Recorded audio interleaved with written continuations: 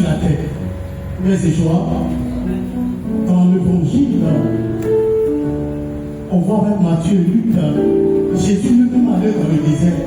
Il a fait 40 jours et 40 nuits. Il avait dit, poussé par l'esprit. Et il est tenté vers la fin de ces 40 jours et 40 nuits parce qu'il m'intéresse. Mais quand vous voyez, quand vous écoutez, vous verrez qu'il y a un chiffre qui nous relie. Quel est ce chiffre-là? 40, le chiffre 40. Le cheminement de ces semaines, c'est aussi la même chose. Ces semaines, quand tu calcules, ça te fait 40 jours. Pèse de joie. Et donc, à chaque année, comme le temps de pareil, nous venons de vivre calculer pendant 40 jours, on a vu qu'au sortir du temps de pareil, quelque chose a changé dans notre vie. Nous sommes morts et ressuscités avec le Christ, on est d'accord, n'est-ce pas? Et nous sommes dans l'octave pascal de sa chair aujourd'hui. Parce que Jésus est mort, il est revenu à la vie. Et nous nous réjouissons de cela. Le chemin de cette semaine aussi te prépare à te réjouir à la fin de ce temps dans lequel nous sommes. Et dans le titre de chemin de cette semaine, à te réjouir d'une chose, à l'acquisition de la personne de l'Esprit Saint. Père de joie. Père de joie. Et donc, il ne faut pas être assidu. Soyons là, faisons des efforts. Mais quand on dit que ça dans semaine, venons, faites des efforts pour être là, pour nous former. Et à la fin, vous verrez qu'il y a un frère qui nous a dit, vous aimez tous le Saint-Esprit. On a reçu véritablement le Saint-Esprit. Père de joie, Père de joie. Et parlant de l'Esprit Saint, qui va nous parler un peu de l'Esprit Saint? On connaît quand même le Saint-Esprit. N'est-ce pas? Oui, voilà. Qui va nous dire, qui va nous parler, qui va nous dire qui est le Saint-Esprit? Qui il est? Qui le connaît parmi nous ici? Tu es la même de toi. Oui. Et la maman? Oui, Jamie, ma soeur. Allons-en maintenant. Le Saint-Esprit, c'est le consolateur. Il est le paraclet, il est celui que Jésus nous envoie pendant qu'il voulait le Père. D'accord. Elle dit, le Saint-Esprit est le paraclet, celui que Jésus nous envoie pendant qu'il montre le Père. Amen. D'accord. Il n'y a pas un deuxième micro baladeur. Oui, d'accord, frère. Ok, voyez la soeur. Voyez la soeur qui est là. Ah, voilà. Elle a quelque chose à nous dire sur le Saint-Esprit.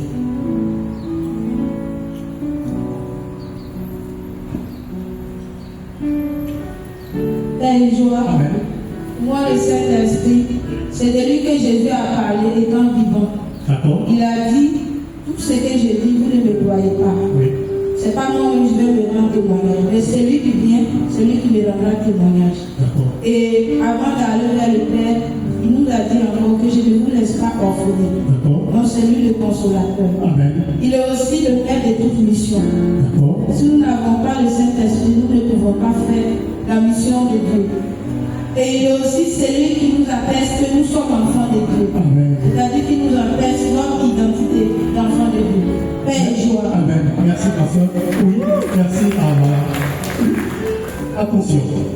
Frère, il y a quelqu'un là-bas? Ok, donnez-lui le micro. Oui, on vous écoute. Amen.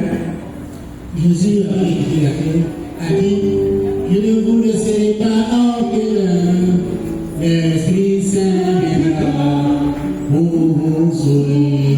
Merci. Amen. Merci, papa. Merci à vous. Oui, il y a une soeur qui est devant. Après elle, je vois le monsieur qui s'est élevé. Voilà. Amen. Le Saint-Esprit, c'est l'approbation de Dieu. D'accord. Le jour, lorsque Jésus-Christ, Quand on dit c'est l'approbation de Dieu, ça veut dire quoi? j'explique par Oui. le baptême de Jésus. Ah, d'accord. On a fait une dans le Jourdain. Le Saint-Esprit est descendu sur une forme de colombe. Oui. Et Dieu a dit que celui-ci c'est mon fils bien-aimé, Oui. en qui j'ai mis toute ma confiance. D'accord. Le Saint-Esprit, c'est le sceau de Dieu. D'accord. L'approbation de Dieu. Quand tu as tellement, il n'a pas suffi de attester qu'il apprend cette personne. Ok. Merci. Dieu vous bénisse. Attention. D'accord. Oui. Amen. L'Esprit Saint, c'est l'esprit de vie, de vérité. L'esprit de vie, l'esprit de vérité. Dieu qui donne l'intelligence et la sagesse. C'est bien. Merci, ma soeur. Merci. Merci. Il y a juste le frère qui est là, et puis bon, on va progresser. Genre, à la catéchèse, on nous a dit que le Saint-Esprit, c'est une personne, c'est la troisième personne de la Sainte Trinité. D'accord. Et c'est cet esprit-là. Vous avez fait la cachette? Oui. D'accord. Vous êtes à quelle année? Vous avez fini. D'accord. Et le livre de Romains nous dit que c'est le Saint-Esprit qui nous donne l'amour de Dieu. D'accord. Il y a quelque chose qui me fait dans vos vies. Moi, quand j'étais à la cachette, on vous a dit que le Saint-Esprit était C'est une personne, c'est une personne. C'était une personne. Ah, d'accord. D'accord. Vous voyez que le frère, il remet en cause tout ce que nous avons dit. Est-ce que vous ne voyez pas une différence dans ce qu'il dit? Père et joie. Merci. À comment je suis plus son nom pour sa vie. Merci, le frère. Merci beaucoup pour le frère. Et donc, le frère change complètement les choses. Le frère est en train de qualifier le Saint-Esprit. Il nous dit ce soir que le thème de Saint-Esprit est une personne. Bon, je vais aller plus au loin dans cette vie. Le Saint-Esprit est un Dieu. Pourquoi? On va faire un peu de catéchèse. Le credo du lycée Constantinople. Je crois en l'Esprit Saint qui est Seigneur et qui donne la vie. Il procède du Père et du Fils. Avec le Père, le Fils, il reçoit même adoration et même gloire. Il apparaît par les prophètes. Et joie. Vous voyez que les choses changent. Donc, le credo du lycée Constantinople repositionne la personne de l'Esprit Saint comme Dieu. Il est Dieu comme le Père et comme le Fils. Mais c'est le Père, le Fils qui donne le Saint-Esprit. C'est pour cela ce soir, on nous dit, Jésus te donne le Saint-Esprit. Amen. Père et joie. Pour comprendre les choses dans ce que je suis en train de dire, quand on veut choisir un roi, quand je finis avec ça, je vous donne le blanc, parce que souvent on va très vite et on oublie l'essentiel. On est dans un enseignement, on doit donner le plan. Je vais reviendrai rapidement sur le plan même. Permettez-moi dans l'introduction là. Samuel, un Samuel. Il a fallu un jour que le peuple d'Israël demande à avoir un roi pour pouvoir gouverner, prendre des décisions désormais sur la nation d'Israël.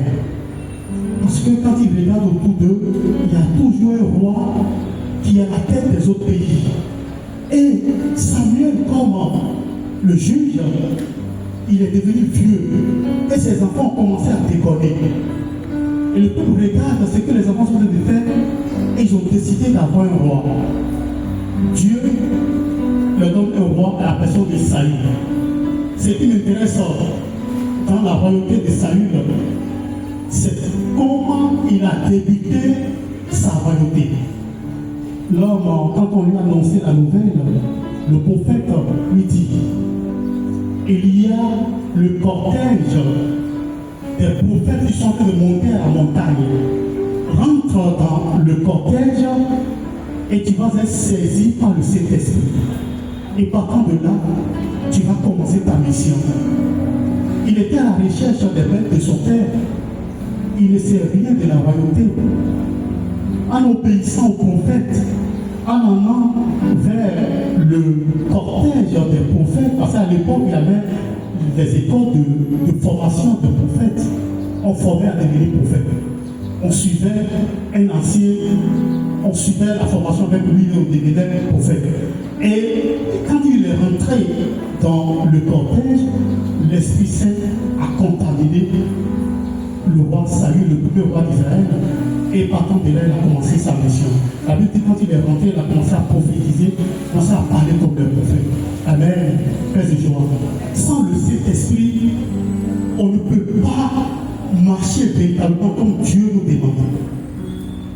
Autrement dit, si tu n'as pas le Saint-Esprit, tu vas marcher comme tu dois.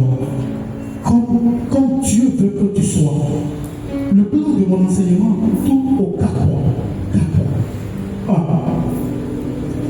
La promesse du don de l'Esprit Saint par Jésus. La promesse du don de l'Esprit Saint par Jésus. 2. Les rôles et les dons de l'Esprit Saint dans ta vie.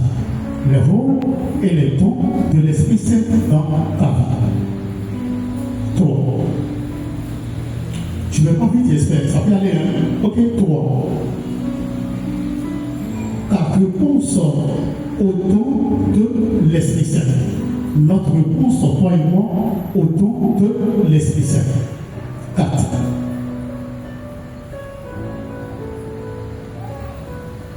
L'impact du don de l'Esprit Saint dans le monde. Et après cela, je conclue. Père Joie, voilà un peu les 4 points. Amen, amen, amen. Père Joie, Père Joie. Vous êtes avec moi? Père Joie. 1.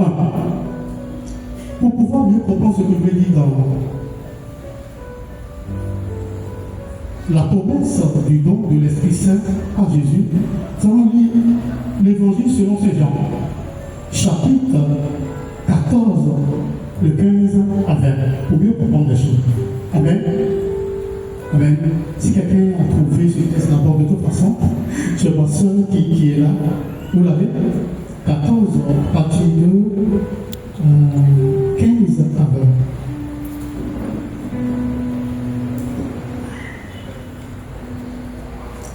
Si vous m'aimez, vous obéirez à mes commandements.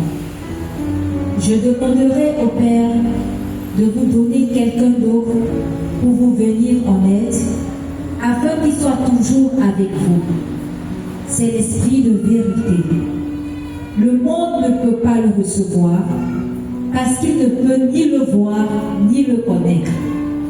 Mais vous, vous le connaissez, parce qu'il demeure avec vous et qu'il sera toujours en vous. Je ne vous laisserai pas seuls comme des orphelins. Je reviendrai auprès de vous.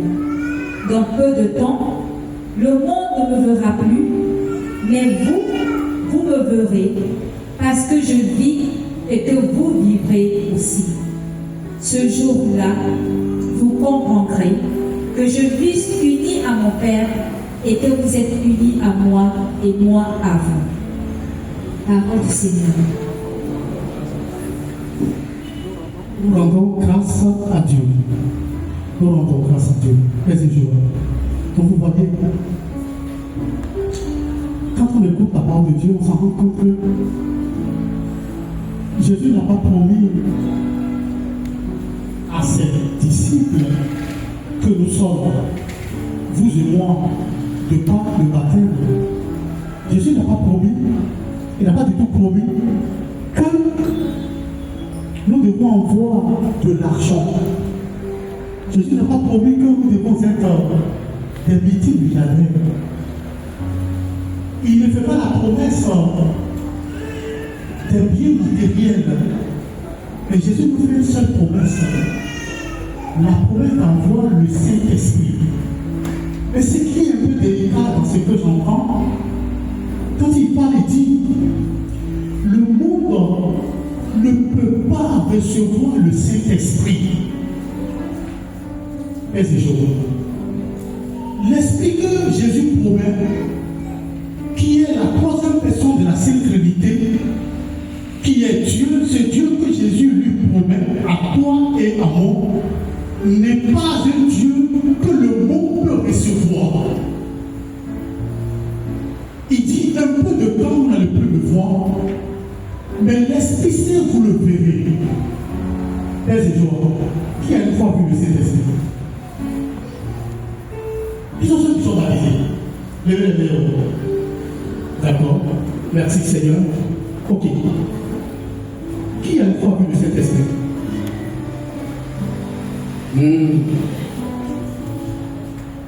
Tu as vu le Saint-Esprit près? Il dit le monde ne veut pas voir le Saint-Esprit, mais vous allez le voir. Personne n'a vu le Saint-Esprit parmi nous ici? Ouais. D'accord. Ouais. Vous n'avez pas encore vu le Saint-Esprit. Ok. Laissez-moi vous dire quelque chose. Et quand on reçoit le sacrement de baptême, je vais le dire parce qu'il ne reste pas ce temps, ça va tellement vite. Quand on reçoit le sacrement de baptême, ou surtout quand on a les sacrements, on s'en rend compte que le premier des sacrements, quel est le premier des sacrements qu'on reçoit en tant que chrétien catholique? Hein? Le baptême. Quand on te baptise, le Père qui te baptise est comme les prophètes qui étaient en possession. Il a le Saint-Esprit. Et le jour de ton baptême, quand il te baptise, il te donne le Saint-Esprit. Père de joie. Prenons l'exemple de l'enfant, du père, d'un jeune homme ou d'une jeune fille. On dit que son papa est riche. Son père, il est vraiment un homme qui est debout. Mais le jeune homme ou la jeune fille ne sait pas. Il n'a jamais vu son père. On lui dit pas ton père, il se trouve à quelque part à Taïwan, mais c'est un homme qui est riche. Père de joie. Il entend parler. Le jour où il voit son père, il s'en rend compte que véritablement son père est vraiment riche. Il dort dans une grande maison. Il a des serviteurs et servantes. Père de joie. Quelque chose change. C'est aussi cela avec le Saint-Esprit. Même si Dieu nous a pas promis de l'argent. Mais quand c'est le Saint-Esprit, quelque chose change dans ta vie. Quelque chose change. Et en principe, comme je le disais tantôt, de par le baptême déjà, on nous communique le Saint-Esprit. À la confirmation, on nous donne aussi le Saint-Esprit. Amen, amen, amen. Donc tous les chrétiens catholiques qui sont baptisés, confirmés, ont le Saint-Esprit. Mais c'est normal qu'on n'arrive pas à le connaître, à l'identifier. Parce que pour pouvoir connaître le Saint-Esprit, tu dois être son ami. Père Joie. Ah, c'est lui. Ah, voilà, il dit que c'est lui. Lui, je le connais. Je le connais parce que nous nous côtoyons à l'intercession. Donc souvent on fait des missions ensemble. Et si on me dit de parler un peu de Kosovo, il y a des Kosovo, je le connais. Et c'est qu'il est de Saint-Augustin de Belgéville. Je connais mon frère là.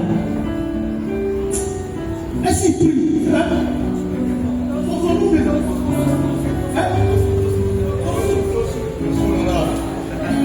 Il dit ça va être au souffle.